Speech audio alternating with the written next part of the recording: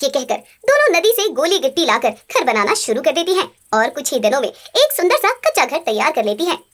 अरे रहने को घर तो हो गया, अब खाने का क्या होगा? उसकी चिंता आप दोनों बिल्कुल मत करो, हम उसका भी कोई ना कोई जुगाड़ कर ही लेंगी। ये कहकर उन दोनों की जुगाड़ू पत्नियां खाने को लेकर विचार करती हैं तो उनके मन में खेती करने का विचार आता है। कविता बहन, नदी में पानी है और ये जमीन है, तो क्यों ना हम खेती का जुगाड़ कर ले।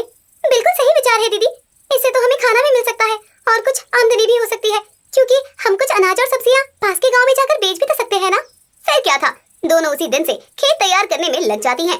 कहीं से बीजों का जुगाड़ करती हैं, सूखी पत्तियां और गोबर इकट्ठा करके ऑर्गेनिक खाद तैयार करती हैं, सब्जियां और अनाज उगाने लगती हैं। फिर जल्दी से इतनी सब्जियां और अनाज उग जाती हैं कि पास के गांव में जाकर बेचने लगती हैं। कविता बहन, कितने की आमदनी हुई? पूरे 200 की सरिता बहन। समय बीतता चला जाता है और दोनों की ऑर्गेनिक सब्जियां लोगों को खूब पसंद आती है। दोनों अपने बीमार पतियों की देखभाल करने के साथ साथ मेहनत से खेती करती हैं और उनकी अच्छी कमाई भी होने लगती है।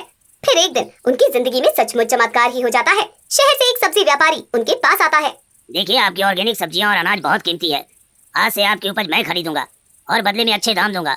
बोलो, मंजूर है? हमें मंजूर है।